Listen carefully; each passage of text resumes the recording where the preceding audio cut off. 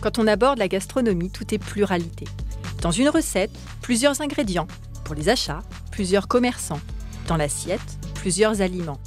Alors oui, j'ai voulu définir ce podcast Passion sans modération comme une rencontre entre plusieurs personnalités de la sphère food. Une vraie tablée souriante grâce à laquelle vous passerez, je l'espère, un très bon moment. Le dénominateur commun, ce sont des convictions et une passion dévorante de mes invités pour le métier qu'ils incarnent sans modération. J'anime, ils s'expriment, elles racontent, vous écoutez et nous partageons une table, ensemble. Au menu de l'émission, une conversation 3 étoiles, des interviews aux petits oignons, des confidences épicées. Oui, un podcast vitaminé comme moi. Mais qui suis-je ? Qui est donc derrière le micro ? Je m'appelle Virginie Legrand, je suis chef à domicile depuis 8 ans et je foisonne de créations nouvelles et audacieuses. Et si, aujourd'hui, ensemble, on laissait caraméliser des cuillères entières d'énergie positive ?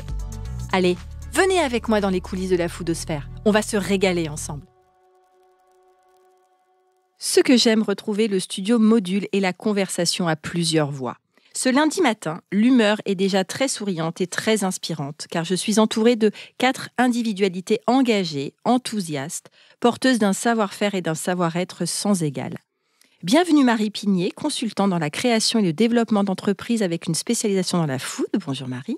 Bonjour Virginie. Caroline Bourgeois, directrice artistique culinaire. Bonjour Caroline. Bonjour Virginie.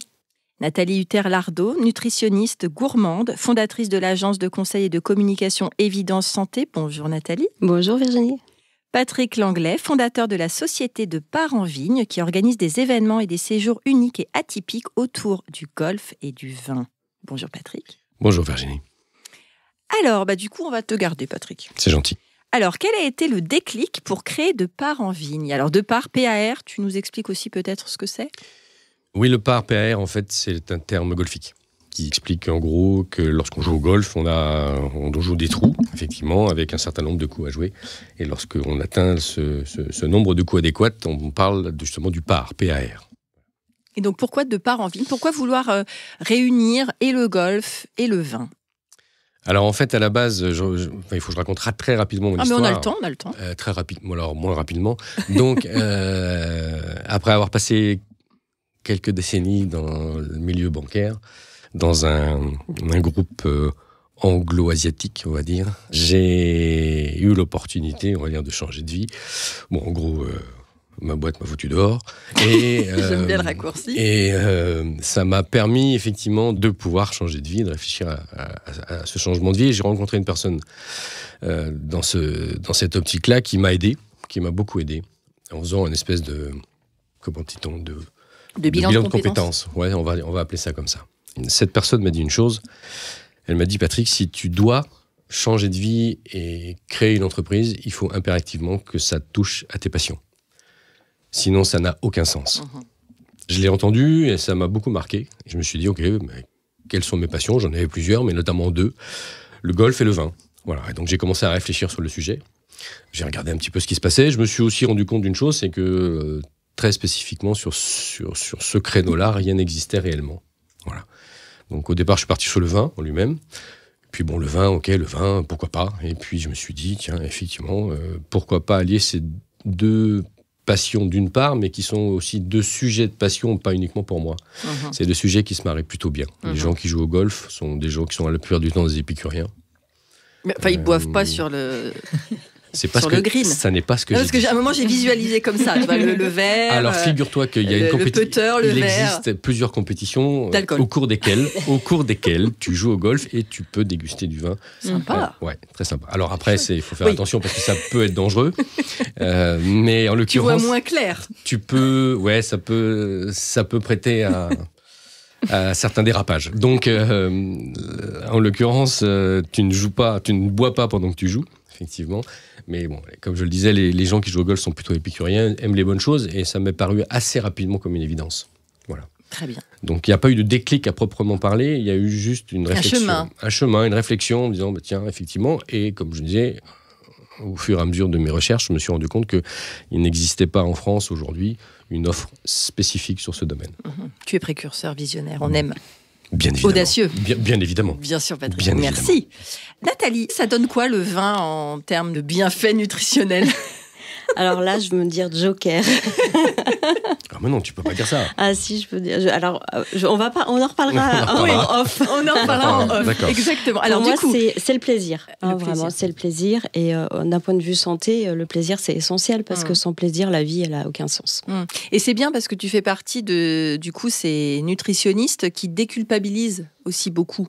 Ah bah que ça. moi. Voilà. Et je trouve ça important. Du coup, est-ce que tu peux nous rappeler la différence entre nutritionniste et diététicienne ? Alors tu vois, pour ceux qui nous écoutent, ils le voient pas, mais Il y a j'ai la un petite papier fiche. tellement c'est compliqué. Ouais, je me doute. En fait, c'est la première question qui m'est venue en fait. Mais quand oui, j'ai mais réfléchi. tu as totalement raison parce que c'est vraiment en plus l'enjeu aujourd'hui, il est très important. Vous avez utilisé d'ailleurs le mot évidence. Évidence, ma société s'appelle Évidence Santé parce que c'est une preuve scientifique qu'il faut apporter.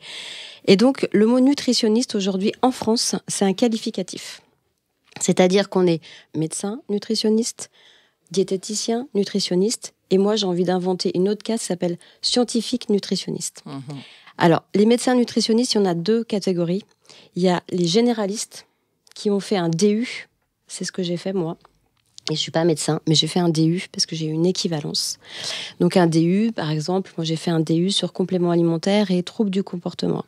Donc tout ce qui est TCA.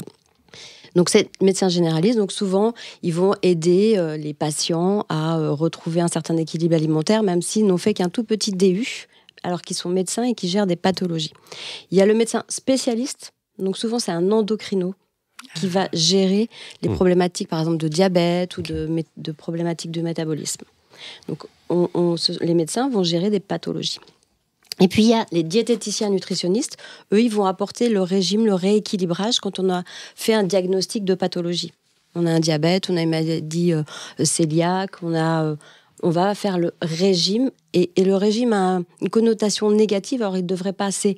On va dire c'est l'équilibre alimentaire au quotidien, le régime, pour pouvoir gérer sa pathologie ou pas d'ailleurs. Et puis il y a ce que moi j'appelle des scientifiques nutritionnistes comme moi, où je suis nutritionniste gourmande. C'est-à-dire que, on connaît les pathologies, mais c'est pas, moi je suis pas amenée à gérer des problématiques de diabète ou autre. Par contre, le rééquilibrage alimentaire, c'est-à-dire pour se sentir mieux, les petits kilos... tout ça, c'est une approche qui peut être scientifique parce qu'il faut connaître les aliments. Et ça, les médecins et les diététiciens ne connaissent pas forcément les technologies alimentaires. Donc, par exemple, je donne l'exemple souvent de l'ultra-transformation. Les médecins, ils feront des yeux tout ronds comme ça si on leur en parle de ça. Alors, c'est quoi, du coup, l'ultra-transformation ? C'est comment on a modifié notre alimentation aujourd'hui. L'aliment de base. L'industrialisation a fait certaines dérives d'ultra-transformation. Il faut la connaître pour pouvoir rééquilibrer aussi l'alimentation. Et donc, pour moi, moi, je suis nutritionniste, scientifique nutritionniste. Moi, j'ai fait un bac+5, je suis docteur en sciences. J'ai rajouté un DU de nutrition, puis j'ai fait du marketing. Donc, j'ai vu comment les marques utilisaient certains arguments. Donc, par exemple, les bénéfices du vin... Voilà, ce serait exact. On peut les trouver, il y a des antioxydants, ouais. Mais à côté de ça, il y a la molécule d'alcool. Les polyphénols aussi. Voilà, bien sûr. Mais à côté de ça, il y a la molécule d'alcool. Donc je dirais, soyons prudents. Le vin, c'est du plaisir. Certains aliments, c'est du pur plaisir. Sur la table, j'ai par exemple du sirop d'agave. Ça peut être du plaisir, c'est quand même du sucre. On sucre autrement, mais c'est quand même du sucre. On aurait pu mettre des choux de Bruxelles. C'est du plaisir aussi, les choux de Bruxelles. C'est du plaisir aussi. Moi, je déteste les choux de Bruxelles. Donc, c'est un super exemple. Mais voilà Beaucoup ce que je veux dire. détestent les choux de Non, Bruxelles. mais voilà. Et donc nutritionniste, aujourd'hui, ça peut avoir une connotation négative. Et en fait, il faut en faire une connotation positive. C'est comment on prend plaisir dans son alimentation pour pouvoir ensuite en avoir les bénéfices santé. Et notamment le surpoids et l'obésité, comme l'anorexie, c'est des troubles du comportement et qui amènent des dérives santé qui sont quand même très importantes. Voilà. Je crois que tout est archi clair, Nathalie. Ah, Je sais super. pas. Merci beaucoup. Tout à fait. Caroline, alors sur ton site que j'ai dévoré, on peut lire cette phrase qui m'a vraiment beaucoup accrochée. Bienvenue dans l'univers où art et stratégie se rencontrent pour transcender l'identité de votre marque. Tu axes beaucoup, du coup, ton entreprise sur l'excellence visuelle. Qu'est-ce que c'est ? Pourquoi c'est si important pour toi et comment tu l'as construit, cette excellence visuelle, pour les autres ? L'excellence visuelle, moi je dirais que c'est la fusion entre et l'esthétique et la communication. Donc c'est pas seulement de créer des images belles, jolies, mais ça va être surtout de pouvoir communiquer un message fort et d'avoir une vraie, mettre dans ces images une vraie identité. Et aussi la capacité de pouvoir capturer l'essence de la marque ou du produit et de pouvoir la retranscrire en une expérience visuelle qui va en tout cas générer des émotions dans le public. Comment tu construis ça? Comment tu réfléchis ça avec le client? Comment ça se passe? C'est toi qui impulse? C'est lui qui donne déjà des idées? En fait, ça dépend un petit peu de comment le client vient me voir. Souvent, soit ils viennent directement avec vraiment un message clair, un brief précis. Et dans ce cas, l'idée, ça va être de vraiment être à l'écoute, de pouvoir vraiment comprendre les enjeux, en tout cas, des visuels qu'on va créer. Donc, c'est vraiment en étant à l'écoute et en écoutant, en tout cas, le client, ça va m'inspirer déjà des choses. Et puis parfois, j'ai des clients qui viennent me voir et on travaille la problématique ensemble. En fait, ils ont vraiment une problématique de résultat et du coup, peut-être moi, par l'image, en tout cas, je vais essayer de leur proposer, justement, quel univers va pouvoir. Tu peux nous donner un exemple de problématique? Carrément, un exemple de problématique, un client, là j'ai par exemple un client qui va venir me voir et qui va avoir envie de construire une nouvelle marque, d'ouvrir un nouveau restaurant par exemple. Là j'ai récemment un potentiel client qui m'a appelé pour pouvoir lancer. Mais il faut tout de suite, faut embaucher Caroline, il ne faut pas hésiter. Potentiel client, ce sera un futur client, j'espère. Peut-être, mais non, parce que j'ai eu la conversation au téléphone là il y a peu de temps, donc du coup sa problématique c'était je veux créer une pizzeria, sauf que j'ai besoin de créer tout ce branding autour de la pizzeria, de comment je communique autour de cette pizzeria, etc.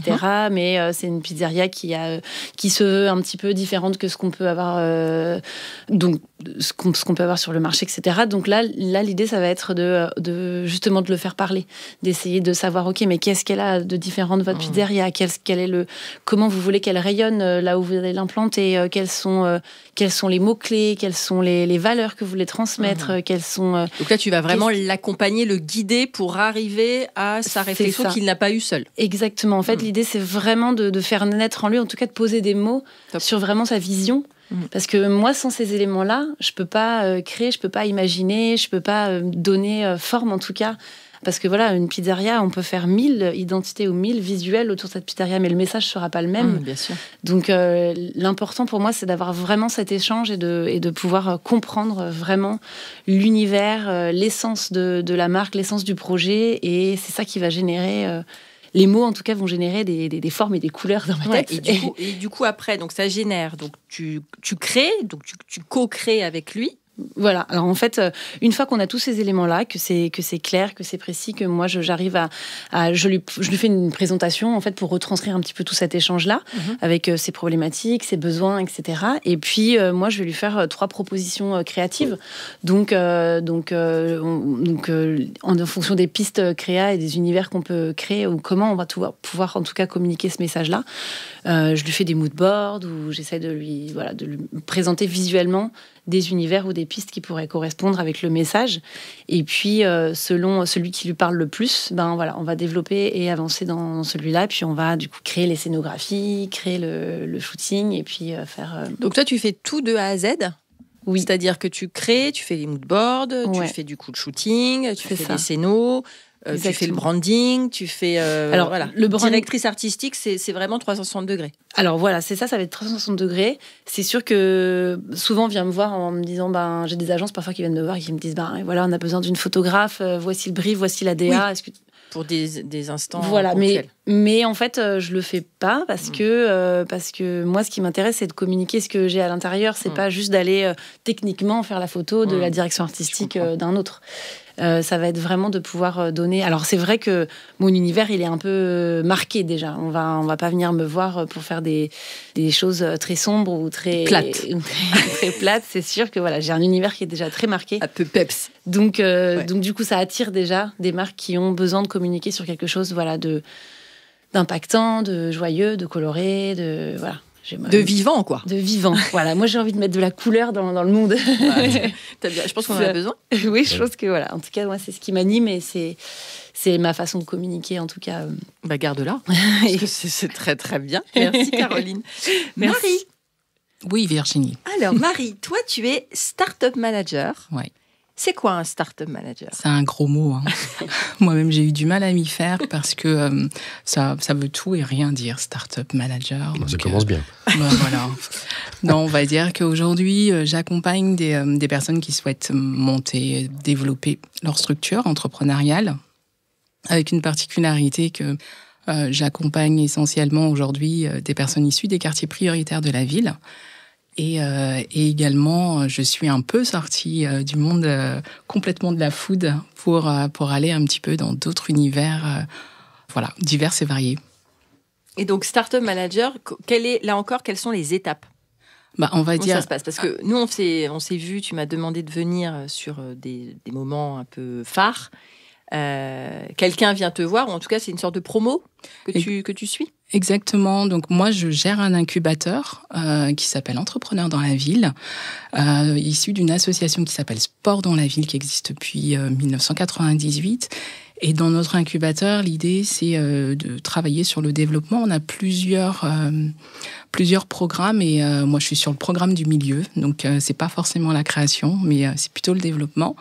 Et on va les accompagner à structurer, à pouvoir définir une stratégie et à poser aussi des bases claires ou en tout cas vérifier que les bases soient solides.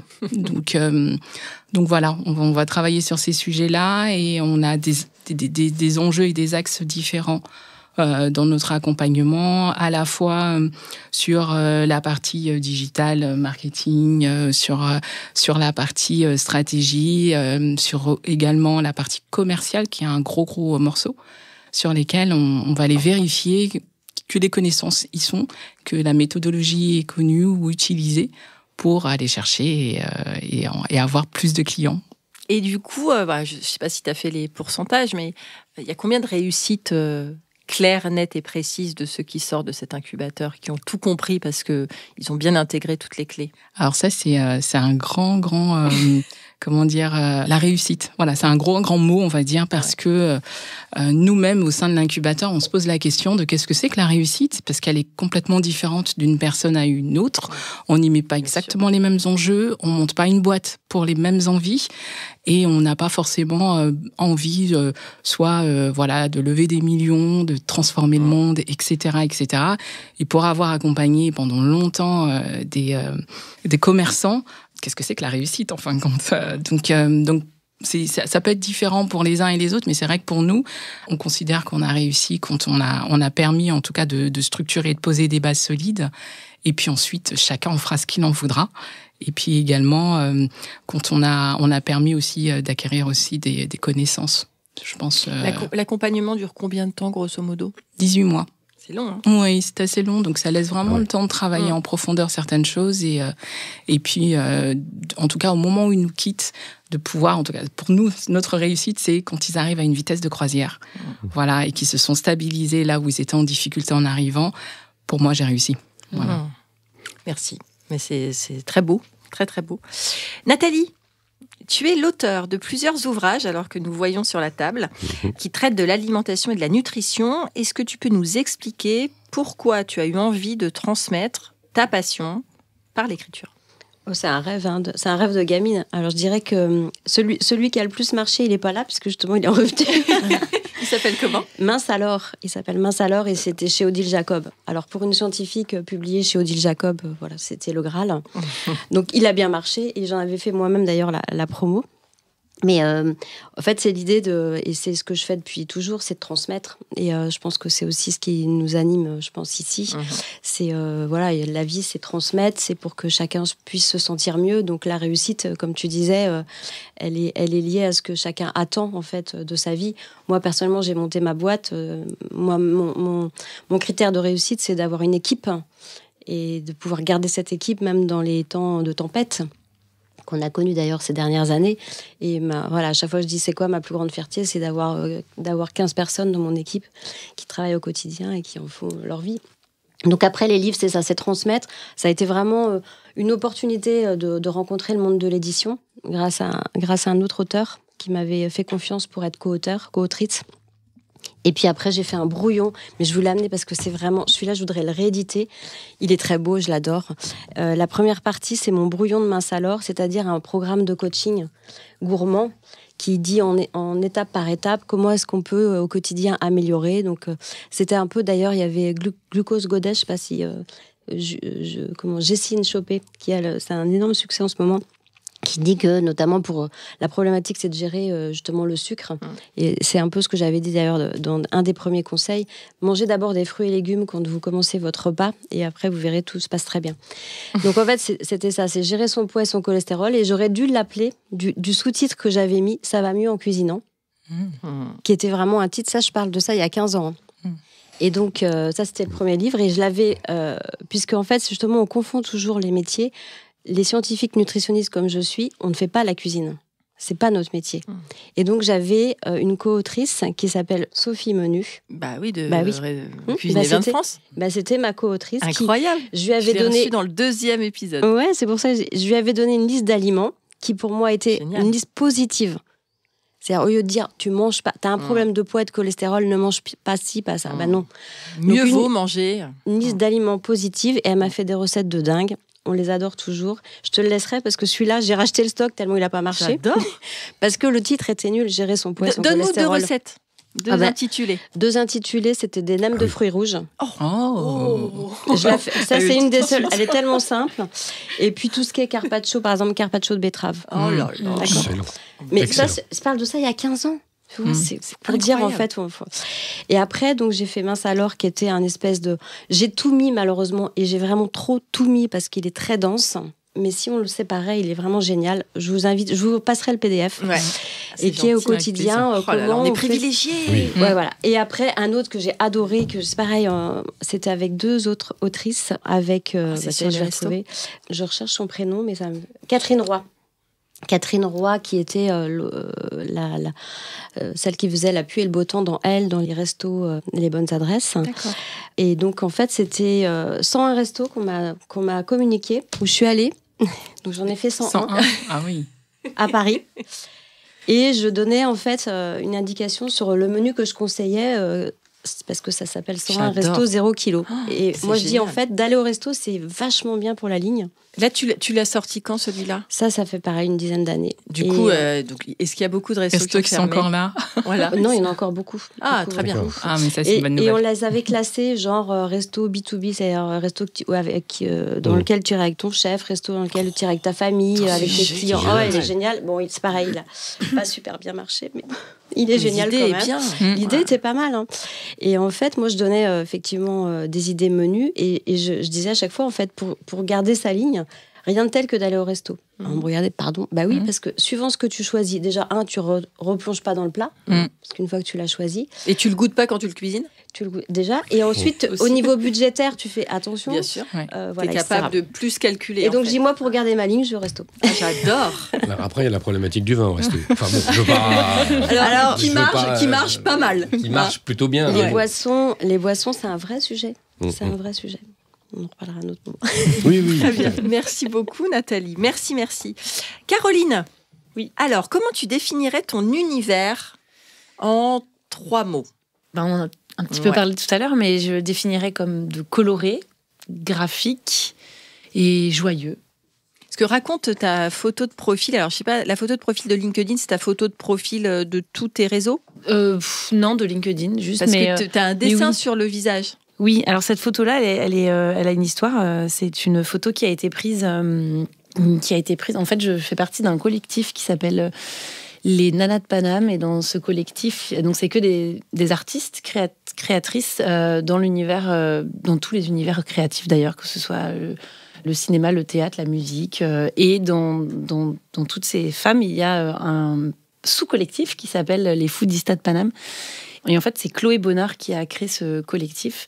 Elle est photographe aussi également, et elle a fait des portraits de chacune de ces femmes avec un graphisme sur le visage et un fond très motifé derrière. Donc cette photo, elle a été prise dans le cadre justement de... Alors décris-la cette photo du coup. Donc c'est une photo de portrait où j'ai 2 bandes de peinture bleue sur le visage et puis des vêtements très colorés. Donc c'est très couleur primaire, c'est bleu, jaune, rouge. Et ce qui me correspond très bien parce que c'est ce qui me permet de créer toutes les palettes de couleurs et de pouvoir les exploiter dans ce que je fais. Et du coup, c'est vrai que la couleur du coup est vraiment un élément qui n'est pas seulement un élément esthétique, mais qui pour moi est un langage émotionnel assez puissant et qui va me permettre d'exploiter des milliers de teintes pour pouvoir exprimer aussi des milliers d'émotions. Donc voilà. Et puis le côté graphique de mon univers aussi me permet de raconter des histoires. Donc c'est vrai qu'il peut y avoir des choses assez simples, assez minimalistes, mais ça me permet aussi de créer des univers et de faire passer des messages. En tout cas, de créer des réactions de ressentir des choses quand que ce soit la surprise. D'avoir un impact. D'avoir un impact, exactement. Parce que les couleurs vives, elles peuvent être très énergisantes, elles peuvent apporter de la joie, et puis des palettes plus douces vont permettre de communiquer ou de véhiculer plutôt de l'apaisement ou de la nostalgie, d'autres palettes d'émotions également. Donc voilà, c'est un petit peu mon outil. Il y a une dimension particulièrement psychologique quand même dans tout ce que, ou mentale en tout cas, dans tout ce que tu décris en fait, y compris dans l'approche avec les potentiels clients où en fait il faut quasiment les cerner psychologiquement. Je pense que je le fais peut-être pas consciemment, mais en tout cas moi c'est le besoin que j'ai pour pouvoir être inspirée, pour pouvoir en tout cas essayer de retranscrire. Mais oui, je pense que concrètement j'ai vraiment besoin de comprendre l'autre, de comprendre vraiment son ressenti, son besoin pour pouvoir le retranscrire visuellement. De toute façon, c'est intéressant ce que tu dis, mais de manière générale, dans la gastronomie, il y a un vrai lien affectif qui se tisse. Clairement. Bien sûr. Tu vois, Clairement. moi qui cuisine pour les autres, je cerne aussi mon client et j'aime m'adapter, en fait, de faire un menu sur mesure en fonction d'une sensibilité, en fonction des attentes. Donc, il y a vraiment une part de subjectivité, je trouve, qui est importante pour créer une réussite, en fait. Oui. Donc, merci de cette remarque, Patrick. Non, mais c'est vrai. Je vous en prie, très cher. Patrick est indispensable aujourd'hui. Marie, du coup, toi, tu as longtemps été chef. Eh oui. Tu as mis la veste. Tu nous racontes un petit peu ? Ouais, complètement. C'est vrai qu'aujourd'hui, quand je me présente, je suis startup manager et que je leur raconte que oui, j'ai cuisiné pendant des années et des années. Et si on m'avait dit, en tout cas, dans 20 ans, tu sortiras de la cuisine pour accompagner des chefs d'entreprise, j'aurais jamais cru. Mais vraiment, jamais cru. Moi, j'ai découvert la cuisine par hasard, avec du traiteur. Et j'ai découvert la cuisine au moment où je faisais mes études. Et c'est vrai que je m'envisageais pas, en tout cas, comme chef de cuisine au tout début, en tout cas en faisant mes études. Et c'est par le biais d'un petit boulot que je découvre, en tout cas, l'univers du traiteur. Et là, je te rejoins parce que ce qui m'avait attiré, c'était les couleurs. C'était l'idée, et en tout cas l'imaginaire d'un seul coup de tout ce qu'on pouvait faire à partir d'un légume, à partir d'un fruit, et de se dire, c'est sans limite. Donc ça m'a complètement perturbée et je me suis dit assez rapidement, je vais faire de la cuisine et j'ai envie de faire de la cuisine. Donc ça s'est passé par plusieurs étapes. Donc à la fois j'ai eu la chance de travailler avec le Second Ducasse qui montait son restaurant à Birmingham, et voilà, ça remonte déjà aujourd'hui, avec un potager. Donc, vous dites ça remonte il y a 20 ans. Donc, on faisait le pain le matin, on allait chercher les légumes, on travaillait ce qu'on avait, ce que la nature nous donnait, ce qui aujourd'hui paraît tellement sens, mais c'était pas le cas du tout à ce moment-là. Une magnifique expérience avec lui. Donc, j'ai fait à la fois du gastro, du traditionnel. Quand j'ai eu mes enfants, j'ai fait de la collectivité. J'ai eu une très très belle expérience. J'ai eu à travailler et à cuisiner pour des enfants polyhandicapés. Donc comment redonner du goût, comment faire vivre un moment émotionnel au travers des aliments parce qu'ils mangent mixé et pas parce que c'est mixé qu'on doit perdre le plaisir. Et c'était une très belle mission pour moi de construire en tout cas des menus adaptés pour ces enfants et puis de partager aussi, même au-delà c'est des enfants qui ne parlaient pas, et ils me transmettaient en tout cas le plaisir qu'ils avaient eu à manger au travers Vous avez quel âge ? de leurs émotions. Donc, c'est des enfants qui avaient entre 8 et 17 ans. Et une très, très belle expérience marquante pour moi d'avoir eu à cuisiner pour ces enfants-là. Et donc, ton traiteur, c'était ton bébé ? Mon traiteur, c'était pas mon bébé et j'aime pas trop ce mot-là. Très souvent, je dis ça aux entrepreneurs, c'est pas votre bébé, c'est quelque chose dans lequel tu mets quand même beaucoup d'énergie. C'est quelque chose que tu mets beaucoup d'énergie, mais en même temps, c'est pas toute ta vie non plus, parce que tu ne sais pas de quoi la vie est faite et tu ne sais pas ce qui t'attend. Et moi, c'est vrai que j'adore à la fois les challenges, les changements, etc., etc. Donc, aujourd'hui, tu es là et demain, tu ne sais pas. Et c'est vrai que c'est aussi à la très fois volatile. C'est ça, à la fois l'opportunité de faire une chose et en même temps de pas non plus ni s'accrocher ni s'enfermer dans quelque chose dans lequel on n'est pas bien. Parce que j'ai connu aussi des gens qui n'étaient pas bien au travers de leur métier. On en revient à la passion. On en revient à la passion, ben oui. Donc voilà, cuisine en restaurant, cuisine en traiteur, puisque j'ai ouvert un labo en 2013. Donc j'ai transformé une ancienne boucherie à la Selle Saint-Cloud en labo traiteur que j'ai gardé pendant plusieurs années. Donc j'avais une boutique. Et c'est à partir de là aussi où j'ai découvert aussi le monde du commerçant, de l'artisan. Donc voilà, j'habitais à la Selle Saint-Cloud, il n'y avait pas d'association de commerçants. Et je t'ai retrouvée un petit peu seule. Voilà, on se retrouve un peu seul dans sa boutique. Et c'est un autre univers. Et ça a été aussi une autre aventure que d'animer et d'accompagner les artisans commerçants de ma ville. Mais c'est vrai que du coup, c'est hyper varié. Et donc, les étudiants qui bénéficient de ton traitement et de ton expertise ont beaucoup de chance parce que tu as quand même une vision très, très large aussi du métier et d'être capable de leur prodiguer les conseils les plus justes. Donc, faut qu'ils écoutent Marie. On va dire ça, mais en même temps, c'est aussi pour ça que je suis là, parce que c'est un moment de partage. C'est aussi de la transmission de retour d'expérience. C'est donner un peu ce qu'on n'a pas eu, ce que j'ai pas eu moi quand je me suis lancée. Et ça, c'est hyper important pour moi de se dire, voilà, il y a des ressources, il y a des gens qui sont là, qui peuvent vous aider. Et souvent, on ne va pas les chercher. Quand on se lance, on est souvent seul et on a l'impression que personne ne voudra nous aider, alors que c'est pas vrai. Vous tapez à une porte, on vous ouvre, il y a un sourire, il y a une attention, il y a une envie. Et on a bien plus souvent des gens qui vont vouloir vous aider que des gens qui vont vous mettre des bâtons dans les roues. C'est beau. Merci Marie. C'est vrai ce que tu dis. Oui, c'est très vrai. Patrick, oui. Moi j'ai regardé ton site. Allons bon. Il est très bien. J'ai lu, joué, dégusté, découvrez. Alors déjà, des belles injonctions, c'est une belle promesse. Est-ce que tu peux nous décrire un séjour atypique, parce que tu proposes des séjours atypiques. Donc, décris-nous un séjour pour avoir une idée de ce que tu proposes à ceux qui sont curieux. Alors, je vais peut-être vous en donner deux exemples. Un exemple de séjour atypique.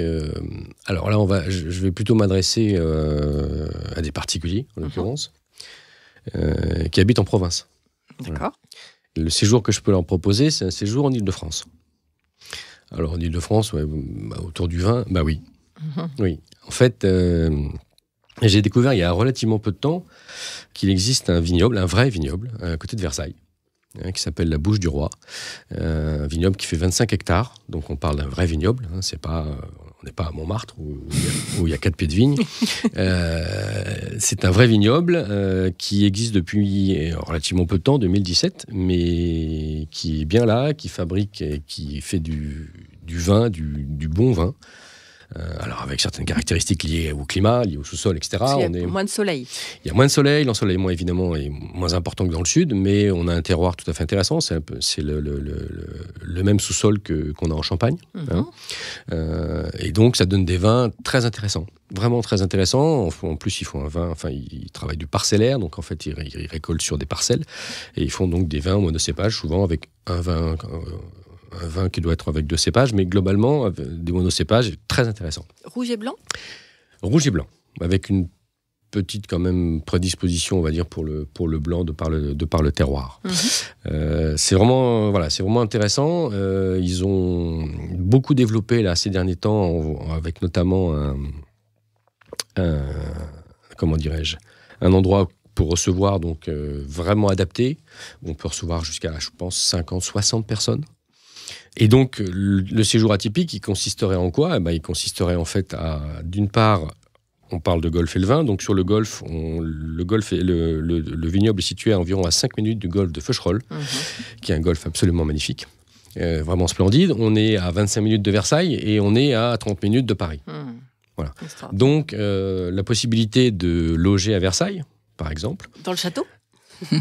On peut le privatiser, j'ai entendu ça. Tu nous as des prix ou pas pour le château ? Il faut que je réfléchisse.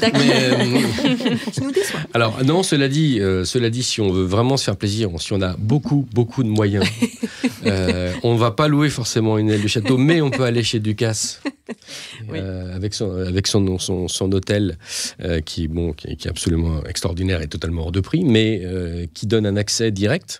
Par exemple, au jardin du château. Alors, notamment à l'orangerie.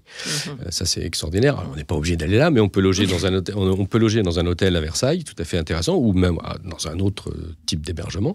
On peut aller jouer au golf à Feucherolles. On peut aller faire une vraie visite de domaine viticole. Mais là où c'est vraiment intéressant, le côté atypique, c'est que ce vignoble propose, par exemple, de créer sa propre cuvée. Ce qui n'arrive pas dans tous les vignobles. C'est génial. Ça. Et je trouve le principe vraiment intéressant. Là, on retrouve toujours ce côté passion et partage de la passion, parce que ceux qui ont créé ce vignoble sont forcément des passionnés, parce qu'il fallait quand même oser. Et en fait, ils arrivent véritablement à partager cette passion avec les gens qui viennent. Et je trouve ça génial de pouvoir repartir avec sa cuvée. Et il existe depuis combien de temps, ce vignoble ? Depuis 2017. 2017. Voilà. Donc il faut un peu de temps avant que la vigne pousse et qu'elle commence à arriver à maturité. Mais ils ont commencé en 2019 à produire. Et maintenant, c'est de manière tout à fait régulière. Et comment ça se passe alors de créer sa propre cuvée ? Là, si on est intéressé, c'est une sorte d'atelier ? Oui, c'est un atelier. Tu peux nous décrire comment ça se passe ? Alors, tout à fait honnêtement, tu l'as pas fait encore ? Je ne l'ai pas encore fait. Donc je ne vais pas vous raconter n'importe quoi, ça serait dommage. C'est génial. Mais c'est tout à fait. Donc alors effectivement, ils gardent des vins de réserve pour pouvoir faire ça, parce que forcément, n'est-ce pas ? On ne va pas les taper directement dans les cuves. Ils ont des vins de réserve et je ne peux pas dire de bêtises, mais je pense que c'est essentiellement au niveau des vins rouges, qui sont plus faciles à manipuler. Voilà. Okay. Merci Patrick. Mais je t'en prie. Nathalie, alors. Pour les gens qui s'interrogent, tu parles beaucoup de transition vers une alimentation saine et durable. Qu'est-ce qu'on peut faire, nous, à notre humble niveau ? Avoir des déclics, des conseils, des routines, des habitudes alimentaires, sans se culpabiliser, évidemment, en gardant ce côté gourmand, mais en essayant de nous donner un maximum de clés pour avancer mieux, pour nous, pour la société et pour l'écologie. C'est là, je pense que là, si on répond à ça, je pense que c'est bon. Une petite réflexion sociétale ce lundi matin. En fait, pour moi, il y a trois aspects. Le premier, c'est autour effectivement de la nutrition dans le sens nutritif, c'est-à-dire notre alimentation, elle doit nous amener à ingurgiter, on va dire, des nutriments qui nous apportent de l'énergie et des micronutriments, donc vitamines, antioxydants. Donc la première chose, c'est que justement, on doit réapprendre, parce que, en fait, le open bar qu'on a vécu depuis les dernières années fait qu'on a tout. Là, ce matin, si j'avais voulu faire une orgie alimentaire, j'avais le bar du TGV, puis j'avais la gare, puis j'avais etc. Avant, effectivement, c'était un peu plus compliqué. Quand je dis avant, il y a 50 ans. Donc, on doit réapprendre à dimensionner ce qu'il y a dans l'assiette. Et donc là, c'est extrêmement technique et on a besoin notamment des diététiciennes nutritionnistes de temps en temps. Et moi, je dirais que les deux notions très importantes, ça va être les portions et les fréquences. Donc, c'est en ça que je dis, il n'y a pas d'interdit. C'est quelle portion je prends et à quelle fréquence. Et ça, on a besoin de réapprendre parce qu'on a un peu oublié. Le deuxième aspect, c'est l'aspect industrialisation, donc l'aspect ultra-transformation. Donc, on a besoin de remettre le curseur un petit peu plus brut plutôt qu'un peu plus transformé. Donc, on peut manger. Aller faire le marché. Pas que, parce que des produits bruts, il y en a en grande surface. Oui. Donc, faut pas. Justement, c'est vraiment, il n'y a pas de dogme particulier. C'est plus cher.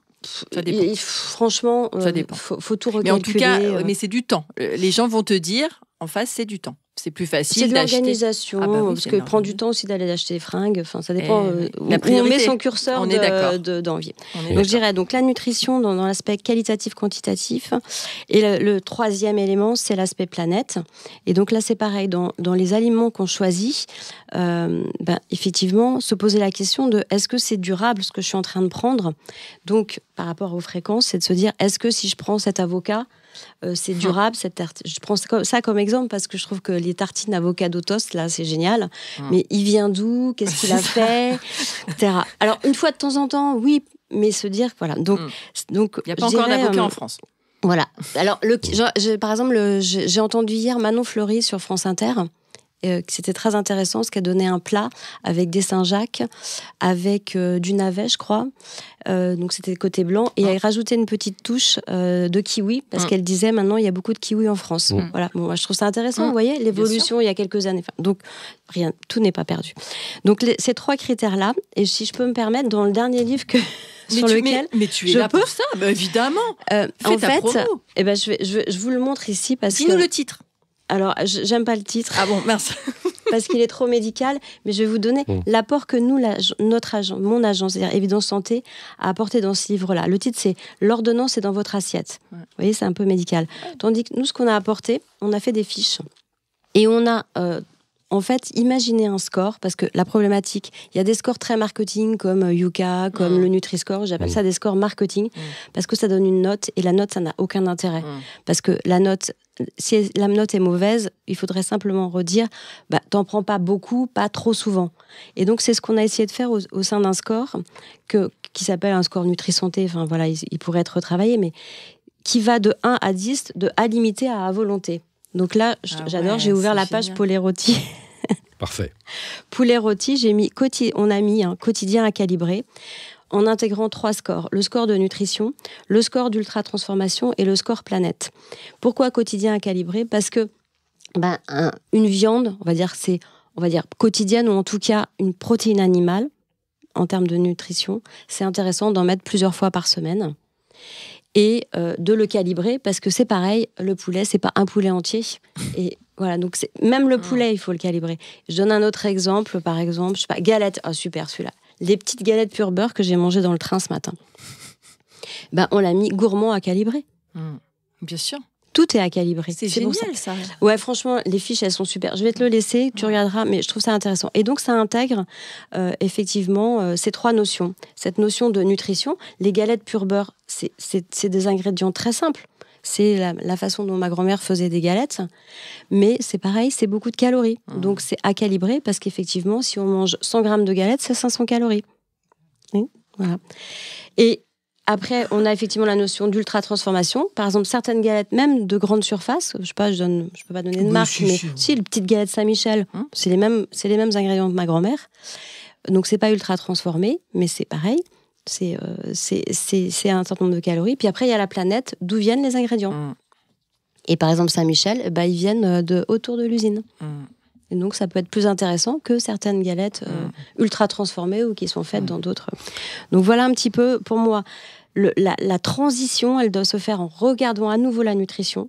Parce que c'est pas normal qu'il y ait 40% d'obésité dans le monde, à peu près. Qui augmente de plus en plus. Qui augmente. Et c'est un mal-être autant que l'anorexie, l'obésité. Et c'est multifactoriel. L'ultra-transformation, c'est pas normal qu'on mange des produits, on sait même plus ce que c'est. Donc revenir sur... C'est clair.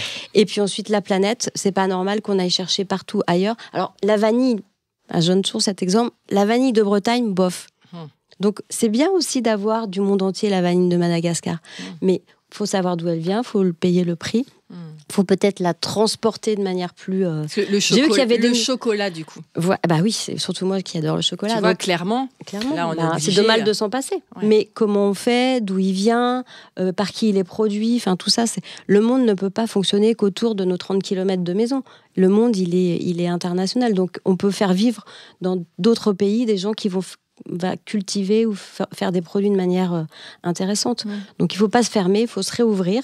Et je lisais une très bonne nouvelle ce matin. Il paraît qu'il y a des avions qui vont pouvoir fonctionner avec des espèces de kérosène fait avec des produits de déchets, etc. Mais parce que moi qui adore voyager, je voudrais quand même pas rester. Parce que voyager, c'est aussi découvrir les autres et découvrir des produits et découvrir le kiwi qu'on va pouvoir ensuite faire, etc. Voilà. C'est mon cri du cœur, là. Merci beaucoup. Surtout pas arrêter de voyager. Non, mais très bien. C'est beaucoup de pédagogie aussi. C'est d'aller chercher les informations, d'écouter ceux qui sont capables de nous donner des bonnes informations et de pas rester enfermés en fait dans notre propre. Voilà, et de pouvoir tout mettre. Par exemple, l'histoire des voyages, c'est intéressant aussi de se dire, moi je regarde mon bilan SNCF, je fais 38 000 km par an en train, donc de temps en temps je prends l'avion, je me dis je compense. Donc c'est aussi se poser les questions. C'est ça. Ne pas rester hermétique et complètement aveugle à tout ce qu'on fait parce que notre attitude et nos gestes ont quand même des conséquences. Exactement. Se sentir acteur un petit peu quelque part. Se sentir acteur. Exactement. C'est pas... J'avais vu consomme-acteur, on parle beaucoup de consomme-acteur en fait. Et c'est en ça que l'époque elle est chouette parce que justement tous ces scores ont fait se questionner, donc ça c'est le beau côté. Le mauvais côté, c'est que ça donne une note et ça n'a aucun intérêt. C'est comme pour les élèves, donner une note, ça n'a aucun intérêt. C'est la marge de progrès qui est intéressante. Très bien. Alors, fin de la première partie. Merci Nathalie pour ce petit bilan. Bah oui, je sais. Alors, chacun va prendre 4 petits tickets. Vous les mettez devant vous. Donc, les premiers qui les ont les lisent. Et après, vous répondez selon votre inspiration. Donc, c'est un jeu. C'était un jeu. J'ai dit, deuxième partie, c'est un petit jeu. Alors, moi, j'ai béarnaise ou mayonnaise. Béarnaise. Mais sans aucun doute, franchement. J'aime bien l'estragon. Ah, mais j'adore l'estragon et j'adore, en fin de compte, c'est plein de souvenirs pour moi, la béarnaise, parce que ça faisait partie des choses, quand j'ai commencé à faire mon apprentissage, c'est des choses qu'on faisait le matin. En fin de compte, de commencer cette béarnaise-là et de faire cette réduction et de la laisser là, sur le coin du feu.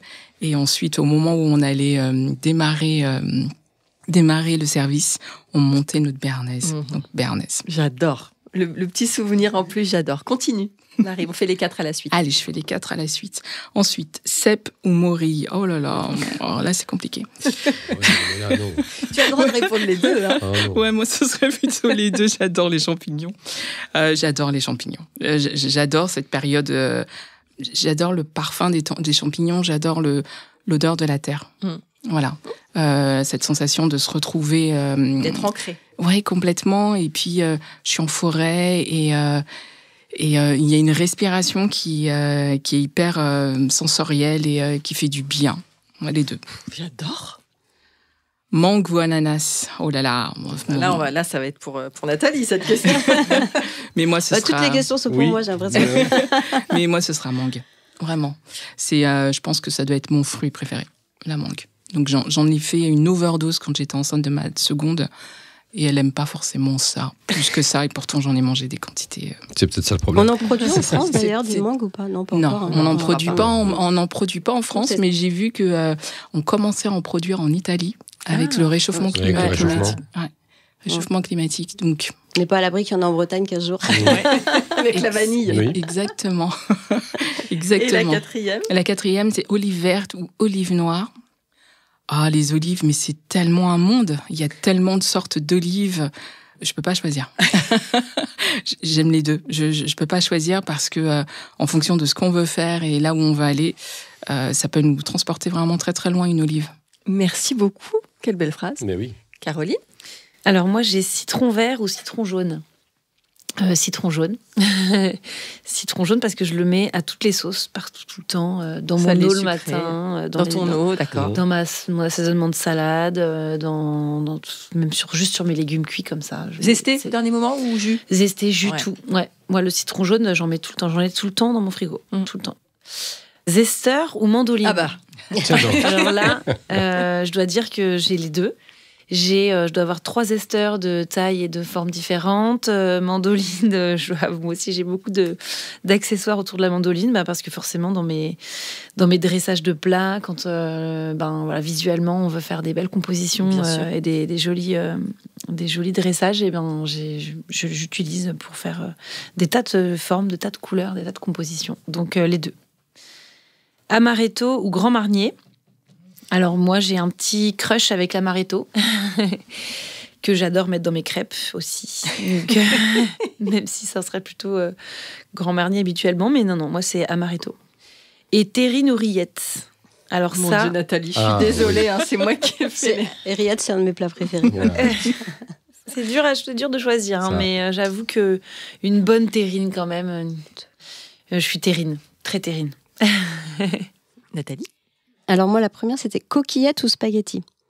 Moi, je mange pas du tout de pâtes.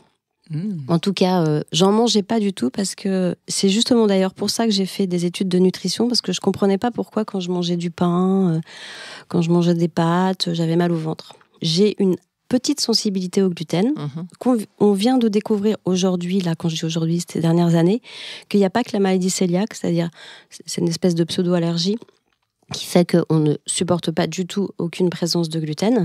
Il y a des intolérances, c'est-à-dire des degrés, mais on nous disait avant que c'était dans notre tête, nous les nanas, et non pas du tout, c'est pas dans notre tête. Il y a des degrés et donc des niveaux. Donc moi, je mange pas de pâtes, pas de pizza, pas par goût, mais parce que je me sens pas bien. Mais aujourd'hui, il y a des coquillettes, il y a des spaghettis au sarrasin, par exemple. Donc parce qu'il y a d'autres céréales.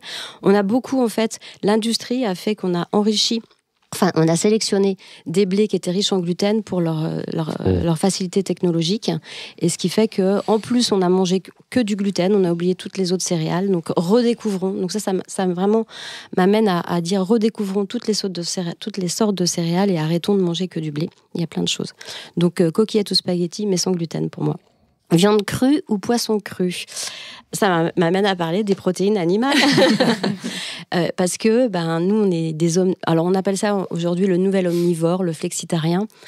C'est quand même beaucoup plus simple de manger des protéines animales, notamment pendant la période de croissance. Donc moi, je dis aux parents, surtout pas végétarien pour les enfants. Après, vous faites ce que vous voulez, parce que vous avez déjà tous vos organes. Mais attention, donc quand je dis végétarien, c'est pas prendre une côte de bœuf et la manger à cru, hein, mais c'est des œufs, du lait, du fromage, par exemple, si on veut pas manger vraiment de viande. Mais c'est quand même plus simple. Donc moi, je suis viande crue et poisson cru sans problème. Par contre, attention aussi à la sécurité alimentaire. Parce que quand c'est cru, il reste tout ce qui peut polluer. Donc attention, notamment pour des personnes sensibles. Troisième petite étiquette, cuisine asiatique ou méditerranéenne? Moi, je dis toutes les cuisines du monde. Ma préférée, c'est la cuisine thaïlandaise, mais la cuisine indienne, la cuisine vietnamienne, la cuisine mexicaine. Donc c'est ça, en parcourant le monde, on s'aperçoit que le modèle français est intéressant. Parce que le modèle français, il a créé la gastronomie, la haute gastronomie, l'entrée, plat, fromage, dessert, vin. On est quand même franchement largement au-dessus du monde. Alors là, je mets mon côté français. Mais moi, il faut le dire. Moi, je crois qu'on est tous d'accord. On est tous d'accord. J'ai vraiment, ayant beaucoup voyagé, je me dis franchement, quand on revient en France, on se dit on a tout. Mais ces inspirations, moi, dans 101 Resto 0 kg, mon coup de cœur avait été un resto japonais haut de gamme qui mixait des produits gastronomiques français avec cette touche japonaise. Où ça? Île-de-France? Ouais, alors je te redirai après, mais il me semble que c'est le... À Marly-le-Roi? Non. Je redirai après, parce que justement, je mélangeais, j'ai pas revérifié. Je te redirai lequel, mais c'est vraiment un restaurant top niveau. Et donc, produit de la gastronomie française, revisité avec le côté beau des Japonais. Franchement, là, c'est... Donc voilà, toutes les cuisines, moi. Après, Paris-Brest ou Saint-Honoré. Ni l'un ni l'autre. Mais alors, je déteste ce genre de pâtisserie. Avec très la crème grasse, il n'y a pas de chocolat. Donc moi j'aime bien, il me faut un truc avec du chocolat. Un petit Paris-Brest avec une crème revisiter, chocolat. Justement, il y a plein de choses qui sont revisitées, plus légères par exemple, voilà. Pas forcément non plus, mais je trouve par exemple même une tarte au citron peut être un peu revisitée. Non, moi il faut du chocolat dans le dessert. Très bien, merci beaucoup. Tu as le droit. Patrick, oui, c'est à toi. Allons-y.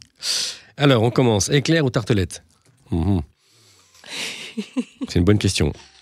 Je vais partir sur le côté vraiment gourmand et un peu sucré, même si c'est pas trop mon. Mais sur l'éclair par rapport à l'histoire. Alors chocolat ou café? Café. Éclair ou café? D'accord. Oui, café. Éclair au café. Éclair au café. Ouais, tout à fait. Langoustine ou gambas? Là aussi, bonjour.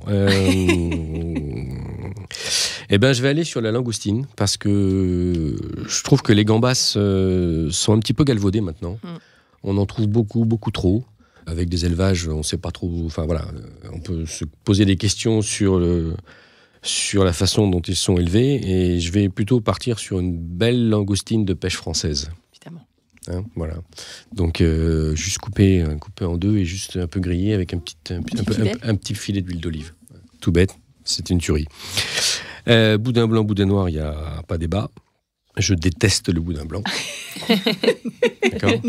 Donc, c'est une hérésie pour moi. Pardon, excuse-moi, j'étais agressée. J'étais à 2 doigts de t'en vouloir. De déchirer le papier. Ah même. Non, c'était insupportable. Donc, non, je trouve que le boudin blanc est une hérésie.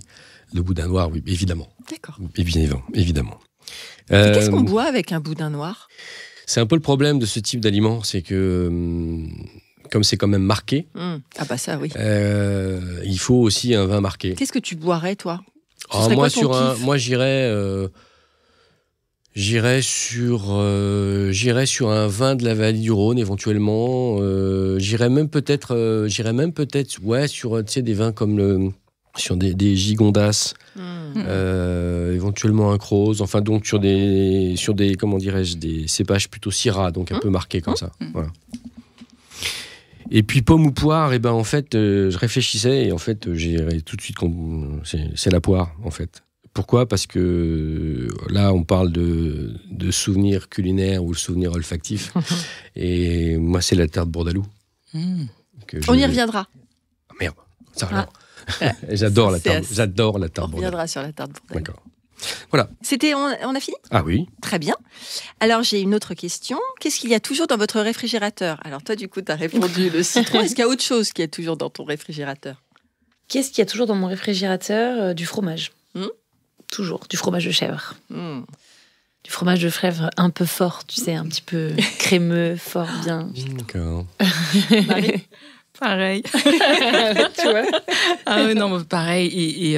Et c'est récent qui est du fromage tout le temps dans mon réfrigérateur. Parce qu'avant, je m'interdisais parce que j'ai du mal.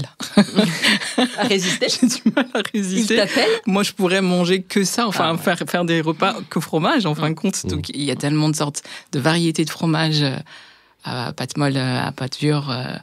Non, la France, on est tellement bien doté là-dessus. Même en termes de couleur, tu peux faire aussi. Exactement. Donc, oui, du fromage. Okay. Nathalie ? Moi, il n'y a rien. Que restaurant. Exactement. En fait, je mange tellement au restaurant que mon frigo est souvent très vide. Et ça me fait penser que mon fils revient vendredi de 5 mois à l'étranger et que je me dis que si vraiment je veux pas paraître pour... Comment il s'appelle ton fils ? Hugo. Et donc, je crois qu'en plus, il m'a fait une commande en disant, voilà, il n'a pas mangé de fromage, de charcuterie. Il était aux Philippines. Ah oui. Et donc voilà, je pense qu'il faut que j'aille faire les courses. Mais sinon, effectivement, j'ai une passion pour les restos, comme vous l'avez compris. Comme nous tous, oui, je pense. Oui, clairement. Et mon mari travaille assez loin de notre domicile, donc c'est pareil, il rentre pas manger le midi, moi je rentre pas, donc voilà. Et le soir, c'est léger. Okay. Patrick ? Écoute, il y a plein de choses dans mon frigo, mais alors moi, il n'y a pas de fromage parce que le fromage au frigo, je ne peux pas. Il faut qu'il soit en dehors du frigo. Non, il n'y a pas d'aliments spécifiques. Tu aurais pu dire du vin, une bouteille de vin, une bouteille de champagne. Un frigo spécifique. J'ai un frigo spécifique. Pardon.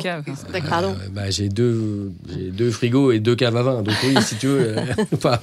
Donc oui, je peux dire du vin, mais c'est pas original. Non, en termes de nourriture, il n'y a pas d'aliments spécifiques. Il y a un peu de tout. Des légumes, des fruits. Enfin, non, pas de légumes. Enfin, pas de fruits, parce que les fruits au frigo, non, pas trop. Mais oui, des légumes, des fruits, et puis non, sinon après de quoi faire la cuisine. Hein, donc, Tu cuisines ?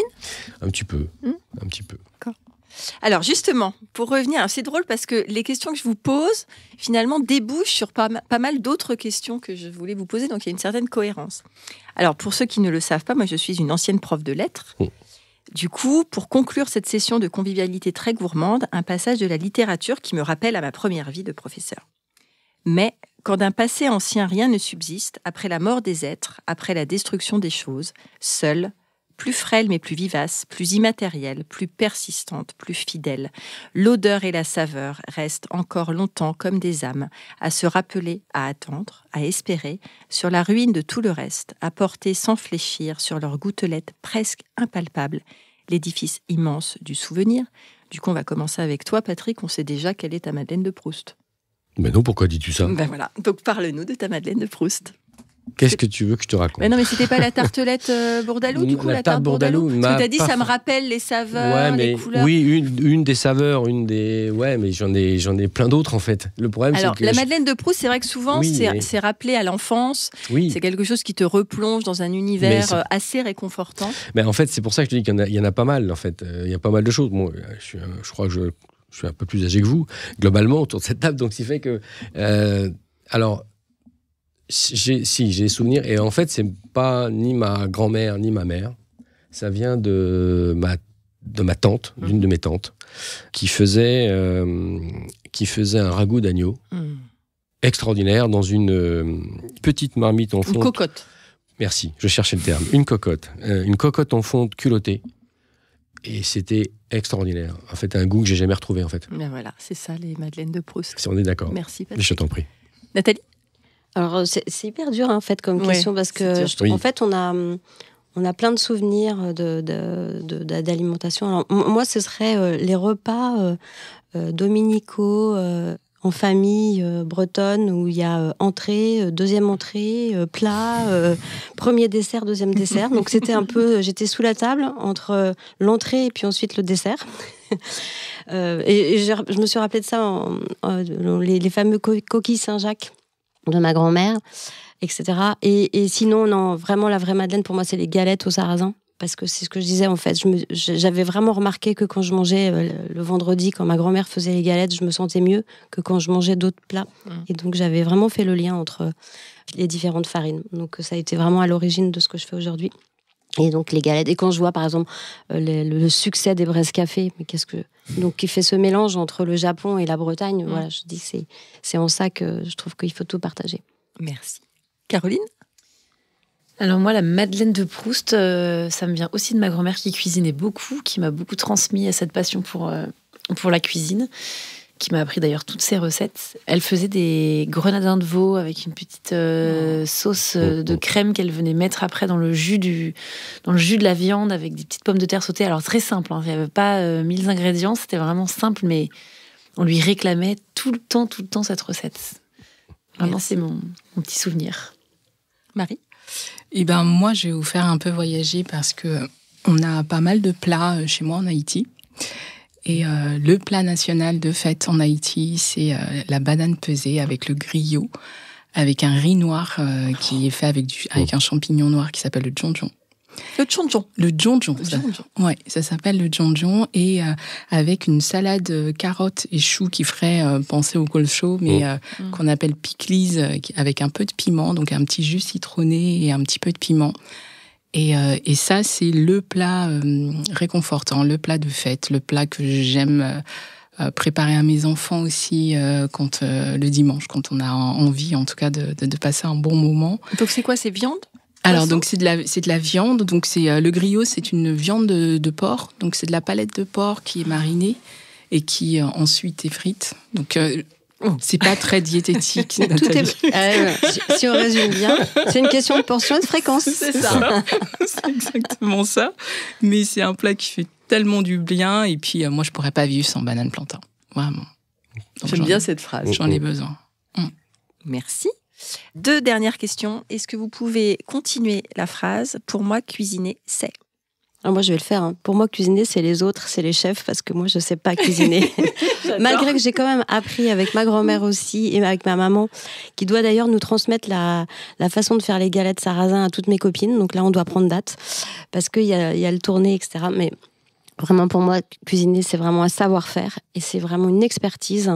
Après, on peut le faire au quotidien, mais je fais vraiment confiance aux chefs, et chef, souvent 2 FE. D'accord. Très bien. Bien. on l'entend. Patrick? Cuisiner, pour moi, c'est la base du partage. C'est comme ça que je vois les choses. Je cuisine un petit peu, mais c'est surtout que cuisiner, ça veut dire que derrière, il va y avoir le repas qui va avec, et avec tout le partage que ça implique. Donc, c'est ça, c'est la base du partage. Très bien. Marie? Compliqué. ça m'évoque tellement de choses, cuisiner. Moi, je dirais, avant tout, c'est aimer. C'est aimer à la fois ce qu'on va transmettre au travers du plat. C'est aimer le moment qu'on va partager tous ensemble. C'est aimer l'histoire, le terroir. Il se passe tellement de choses quand on cuisine. Donc ce sera d'abord aimer, et puis ensuite, c'est donner un peu de soi. À chaque fois. Donner beaucoup de soi. Je dirais pas beaucoup, mais si, quand même un petit peu. Caroline? Cuisiner, déjà, moi, je dirais que égoïstement, c'est déjà une sorte de méditation, un moment où je vais pouvoir me sentir bien, m'apaiser, me calmer, me ressourcer. Exactement. C'est déjà, c'est déjà une vraie passion qui me permet de m'équilibrer en tout cas.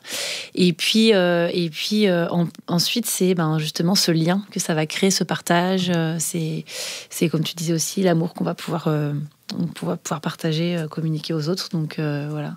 Un équilibre, on va dire. Super. Les réponses sont à chaque fois très, très vibrantes. J'adore. Même si c'est le 30e, j'adore.